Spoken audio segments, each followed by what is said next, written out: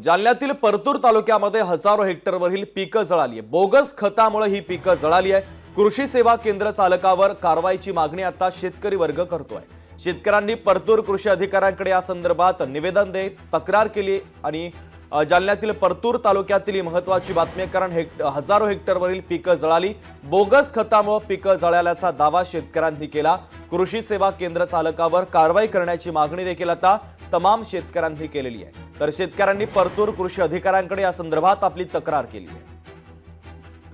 शेतकऱ्यांनी आरसीएफ कंपनीचे पोटॅश खताची मागणी केलेली असताना सुद्धा तालुक्यातील परतूरच्या अंबिका कृषी सेवा केंद्र, सातोण्याचं बालानंद स्वामी कृषी सेवा केंद्र आणि आष्टीचं एक कृषी सेवा केंद्र, या कृषी सेवा केंद्रावाल्यांनी आरसीएफच्या पोटॅश खताऐवजी दुसऱ्या खतासोबत सक्तीनं शेतकऱ्यांना सरदार कंपनीचे पोटॅश खत दिल्यामुळं लिंकिंगचा प्रकार या दुकानात घडला आणि ह्या शेतकऱ्यांचं प्रचंड मोठ्या प्रमाणात नुकसान झालेलं आहे।